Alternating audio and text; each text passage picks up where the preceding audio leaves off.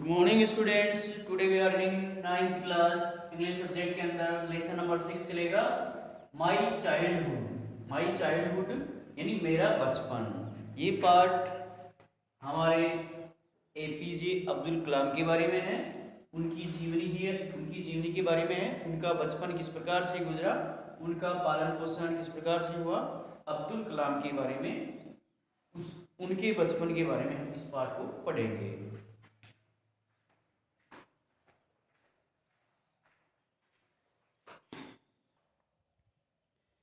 Lesson है my childhood, मेरा बचपन।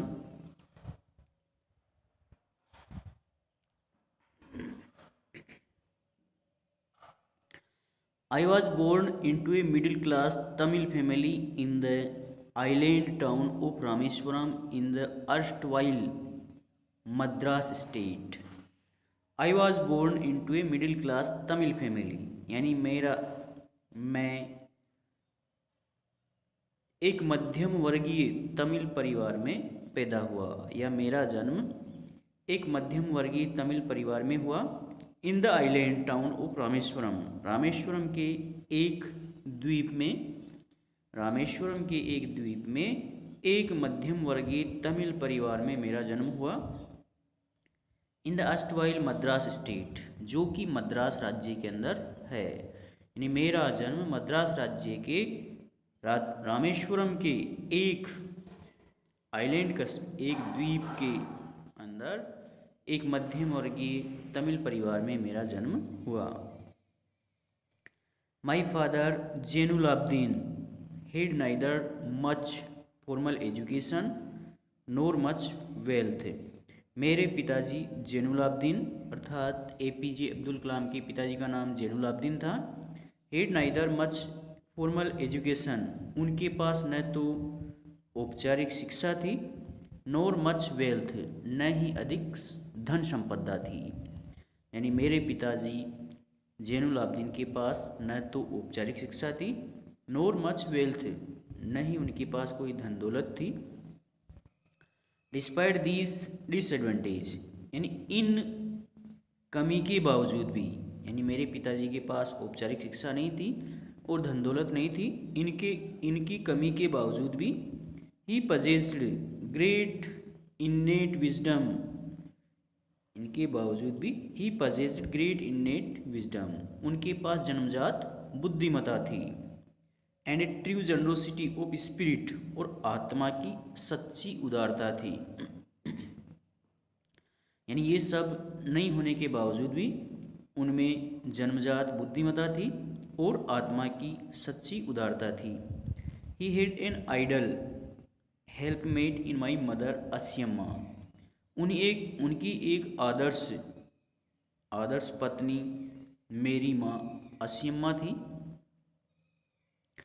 आई do not recall the exact number of the people, यानी मैं उन लोगों की संख्या को याद नहीं करता हूँ। सी फेड एवरी डे, जिन्हें वह प्रतिदिन खाना खिलाती थी।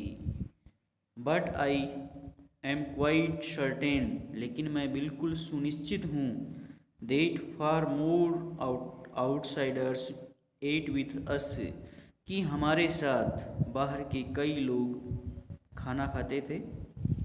Then all the members of our town और ओन फैमिली पुट टुगेदर, यानी हमारे परिवार के सभी सदस्यों के साथ वो सभी बाहर के लोग एक साथ बैठ कर के खाना खाया करते थे।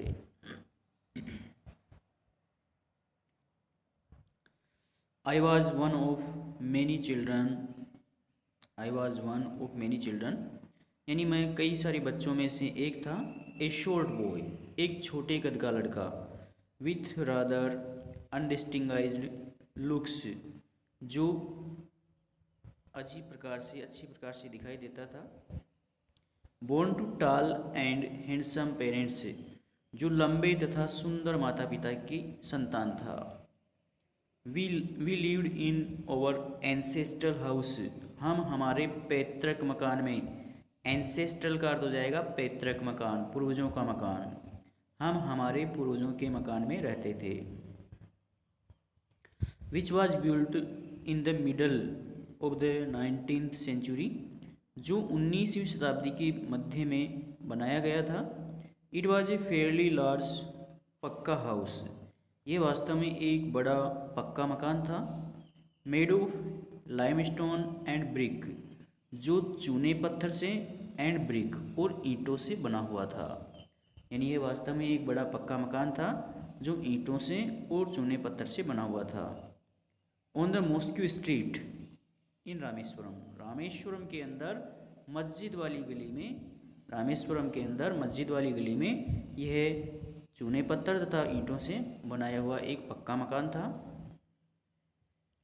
माई austere father used to avoid all inessential comforts and luxuries,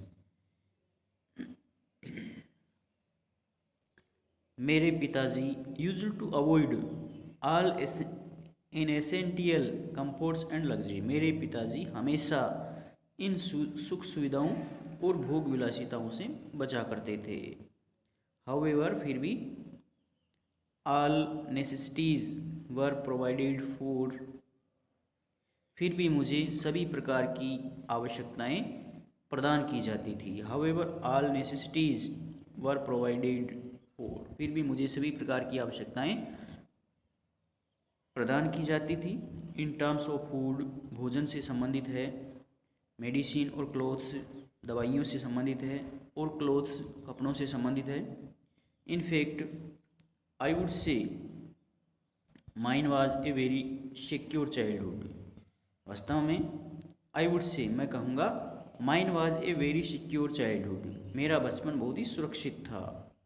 both materially and emotionally, यानी दोनों ही प्रकार से, मेटेरियली भौतिकता से और भावनात्मक रूप से, दोनों ही प्रकार से मेरा बचपन बिल्कुल सुरक्षित था।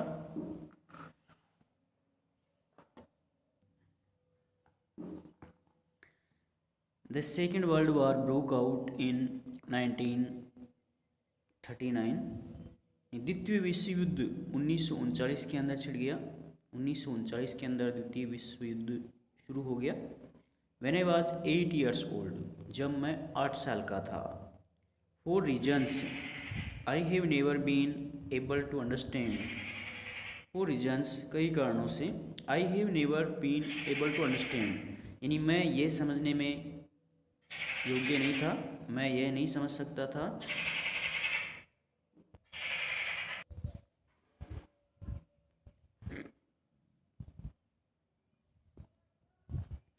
A sudden demand for tamarind seeds erupted in the market, यानी मैं इस बात को नहीं समझ पाया था। ए सडन यानी अचानक, डिमांड फॉर टेमेरिंड सीड्स, टेमेरिंड सीड्स का अर्थ हो जाएगा इमली के बीज। इरप्टेड का अर्थ हो जाएगा बढ़ जाना, इन द मार्केट, कि अचानक बाजार में इमली के बीजों की मांग बढ़ गई थी। I used to collect the seeds, मैं इन बीजों को इकट्ठा किया करता था।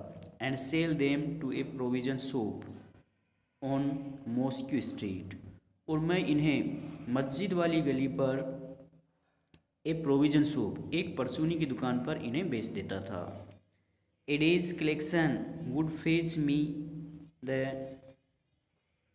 प्रिंसली सम ऑफ 1 आना, एक दिन की संग्रह से, एक दिन बीजों के किए हुए संग्रह से मुझे 1 आना राशि प्राप्त होती थी। My brother in law Jalaluddin would tell me stories about the war, यानी मेरे ब्रदर इन लॉ, मेरे शाला Jalaluddin would tell me stories about the war, युद्ध के बारे में मुझे कहानियाँ सुनाते थे। Which I would later attempt to trace in the headlines of Dinamani,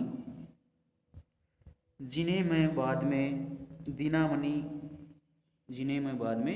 Dinamani नामक समाचार पत्र की हेडलाइंस पर तलाश करने की कोशिश करता था। बीइंग आइसोलेटेड, इस प्रकार से अलग थलग होकर, was completely unaffected by the war, इस युद्ध से पूर्ण रूप से अनअफेक्टेड, प्रभावित नहीं होता था। But soon India was forced to join the allied forces, लेकिन शीघ्र ही भारत ने एक forced to join the allied force, एक सेना के अंदर सम्मिलित होने का निश्चय किया। And something like a state of emergency was declared, और तुरंत ही सभी राज्यों के अंदर इमरजेंसी यानी आपातकालीन स्थिति घोषित कर दी गई। आगे कल पढ़ाएंगे।